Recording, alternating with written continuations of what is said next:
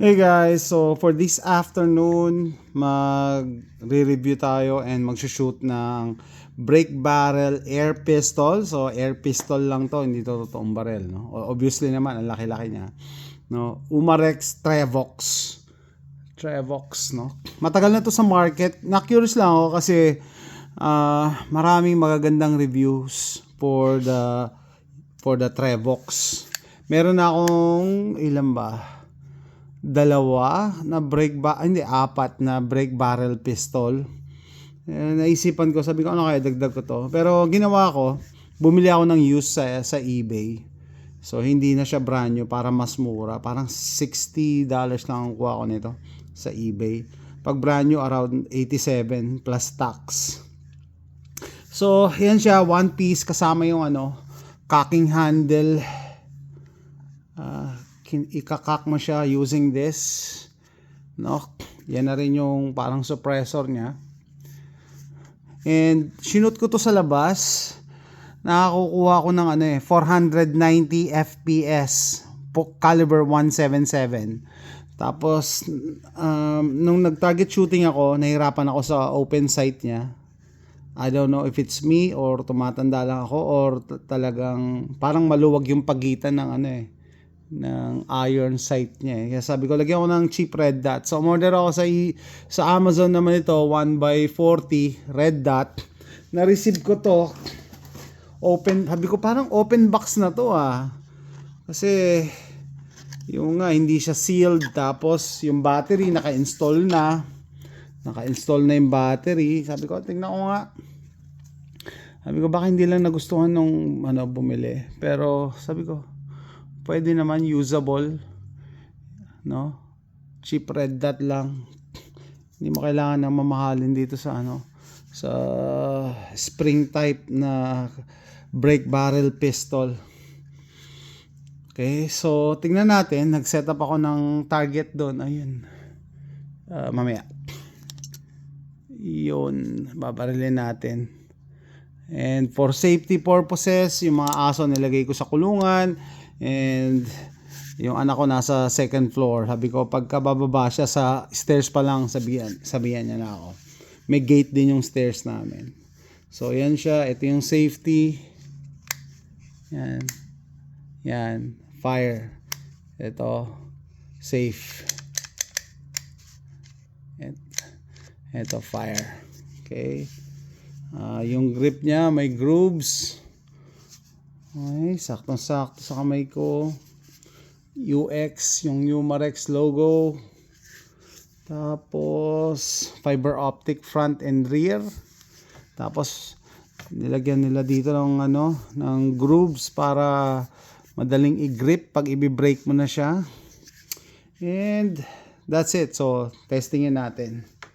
Okay, as usual, ito na siguro ang last na gagamit. Itong Winchester, ito yung pinakamurang pellets ngayon sa market dito sa US. Babalik ako sa Crossman kasi nakita ko dito irregular yung size. May mga malalaki, may maliliit. So eye protection tayo. Teka, kunin ko lang sa daming ko. Eye protection dahil nasa loob tayo ng bahay. Pero yung natin, yung pellet catcher natin, naka-design yan for 22 LR.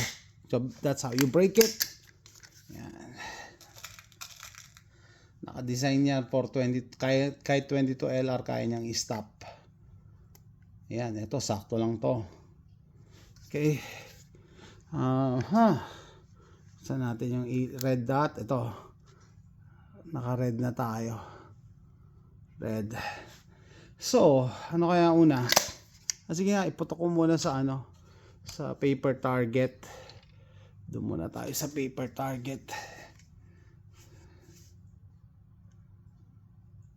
Masyadong maliwanag. Ayan, nagiglare ako. Okay, kita ba? Mahaba yung trigger pull. Kaya nanginginig. Sa taas ako ng circle. Ay nako. No. Taas ako ng circle. Hindi maganda yan. Sa accuracy. Nanginginig yung kamay ko dahil mabigat siya. Malaki. Bago mo makakalabit, nagbago na yung ano. Dali. Nagbago na yung position ng kamay. Ito na naman, masikip. Pag masikip, di ko pipilitin. Hindi natin pipilitin. At, ayan, suabe lang. Okay, here we go.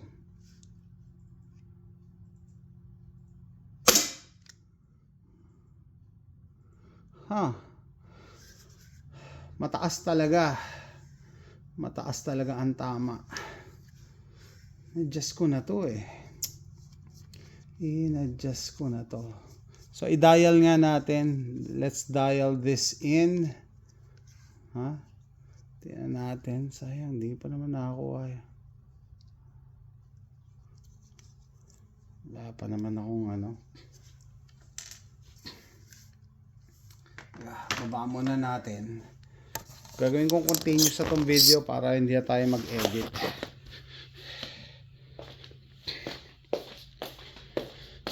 Taas talaga. Red dot. Ayan.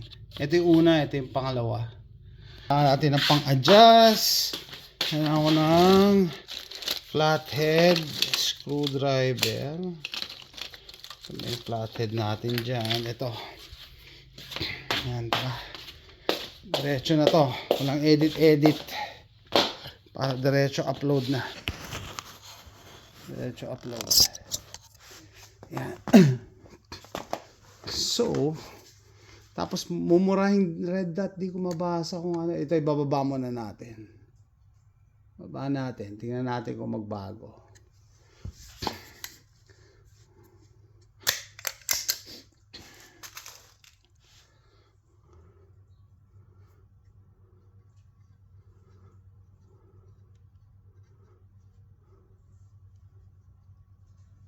Yan naman, hindi kasya. Ayan lang guys, no. Pag sobrang lamig sa labas, mag-plinking sa bahay. Okay, binaba ko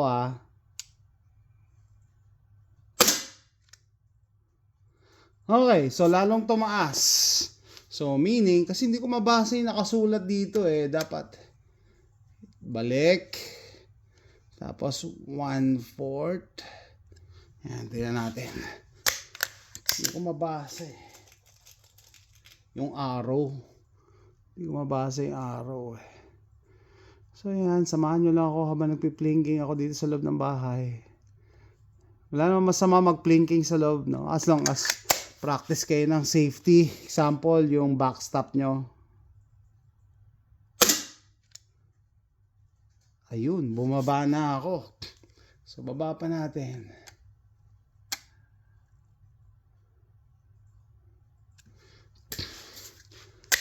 Alam ko, na-dial ko na to. Pinag-iisipan ko, isusoli ko yung red dot. Pero okay na. Anyway, mura lang siya. $20 lang yung red dot. $19.99. Wala pang 20. Ito na naman, hindi sukat. Nakakainis tong pellets na to. Winchester pa naman. Ilagay nila yung pangalan nila Winchester. Tapos pangit ang quality control. Hindi magkakasukat. Yan, sabi. Okay, ito.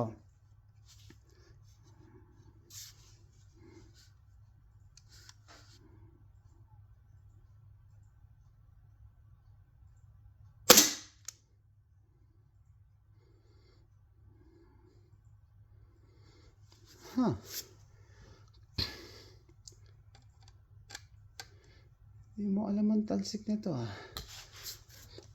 Mataas pa din. Mataas pa din. Here we go.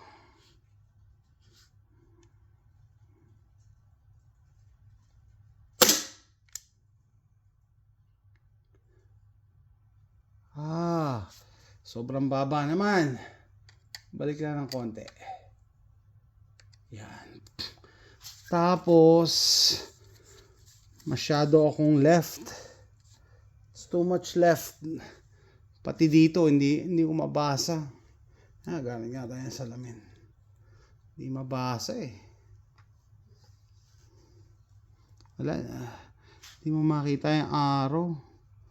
Right is going there. So, I need to go right. Konti lang.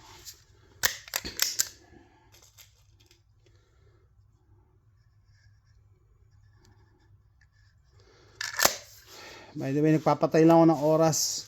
7 o'clock. Alis ako, magbabasketball kami.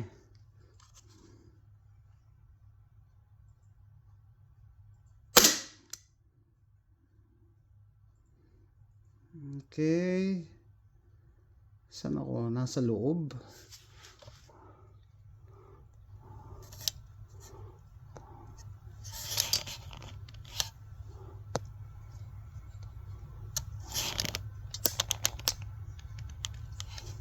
Yan yung target natin. Let me shoot again. Ano ba yan?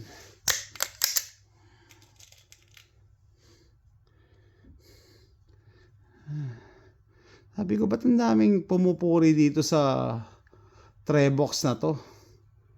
Hindi siya ganun ka-accurate for my taste. No? Pero keep in mind guys, no? Pag brake barrel talaga mas mahirap tama kasi sa recoil. Sana ba ako? Yun, okay.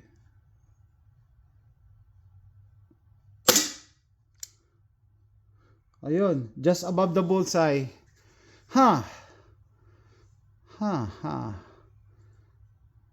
Okay, respectable na siguro yung grouping. As long as tamaan ko uli yun, tinamaan ko kanina, masaya na ako. Pero pag sa iba na naman lumipad, ibang kwento na yon.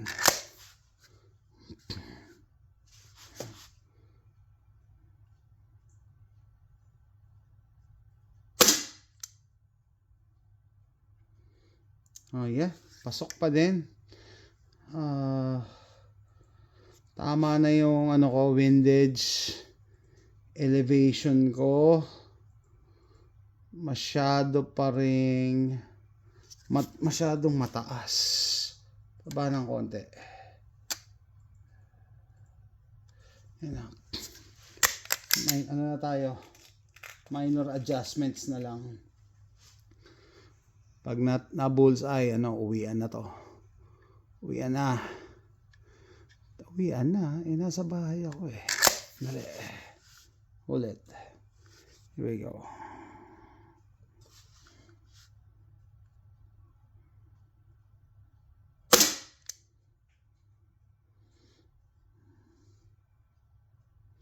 Masyadong mababa naman. Masyadong mababa.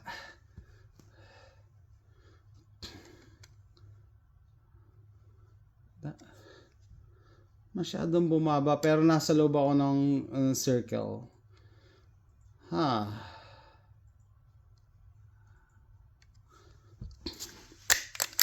Circle. Mahirap eh. Pagka minor adjustments, dapat mag 3-shot group na kayo. No? Huwag kayong adjust ng adjust. Kasi baka yung grip ko lang, baka yung recoil. So, tumama ako doon sa mababa.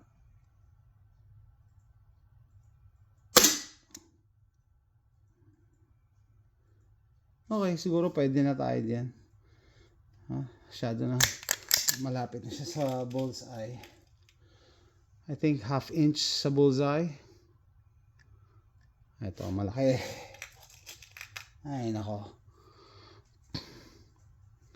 Nako naman. Malaki pa rin. Ay, nako. Nakakainis talaga tong Winchester na to. Naturing ang Winchester eh.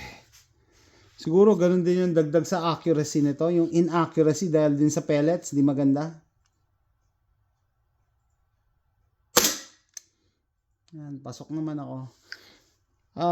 Siguro next time magpapalit ako. Hindi maganda tong Hindi maganda tong pellets na gamit ko.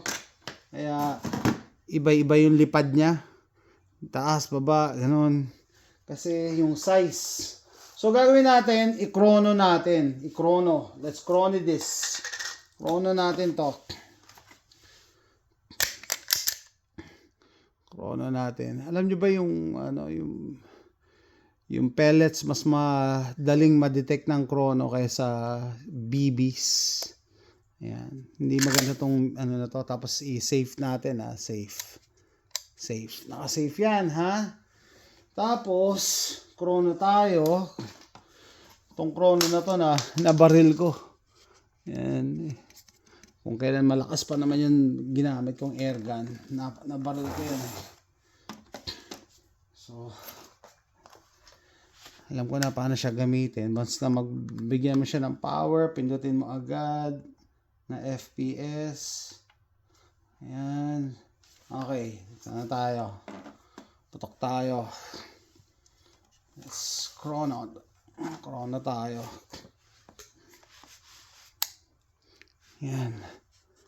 Ganito natin. Ha? Ayan.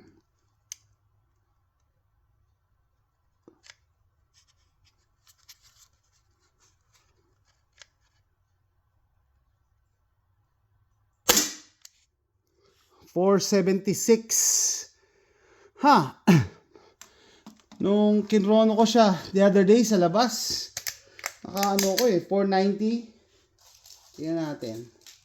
490 FPS ako Kaya sabi ko okay, malakas to 490 FPS for a pistol.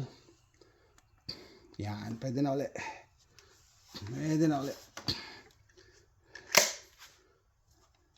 Kaya binubuhat ko tong chrono kasi para sigurado doon yung tama ng pellet.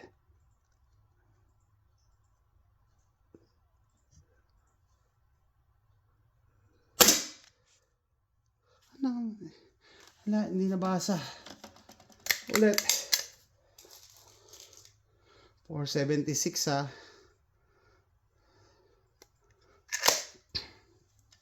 Hirap kaya mag-shooting. Kaya sana ma-appreciate nyo. Mahirap. Hawaan ko pa. 494. Yan. Kaya sabi ko, okay, decent naman pala yung power nito. Meron siyang power. Paano nyo naman ma-appreciate yung power? Ano ba ibig sabihin ng mga FPS na yan? Kailangan natin bumaril ng lata. Kaya tayo may ganito. Ha? Ito yung kinain ko na isang araw. 555. Saka 555 din. Isa sardinas, isa tuna adobo. Tignan natin. Tignan natin. Oh, luto na yung sinain ko. Papatay lang ako ng oras In 1 hour, alis ako kasi malayo yung basketball court. Okay, here we go. Saan yung glasses? Baka may tumalsik, pero wala naman tumatalsik. Fighting! Woo!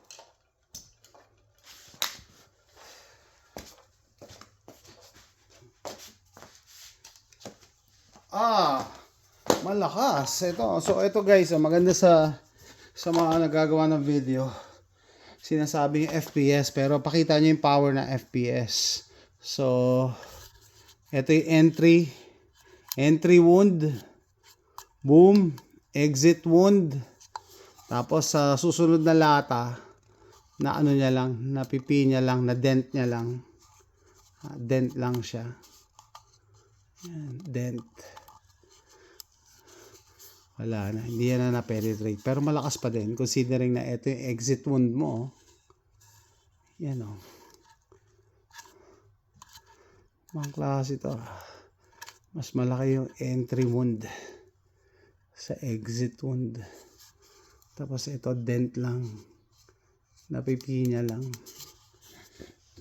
Okay guys, so yan, siguro at least kahit pa paano na-present ko na sa inyo yung power.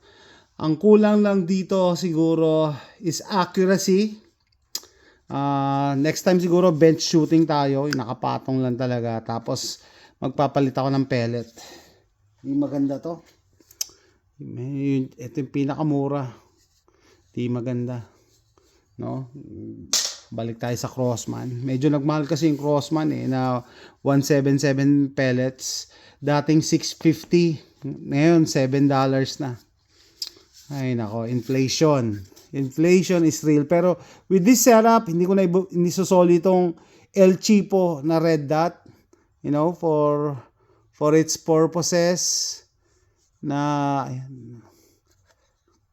Actually hindi lang siya red nagiging din siya green. Yan, green na siya. No? Yan, green na. Pwede na. Lalo na ang purpose naman ng air gun nito pang plinking lang Kita nyo kahit nasa bahay nakakapag-plinking ako. So yan, mukha naman siya solidly built.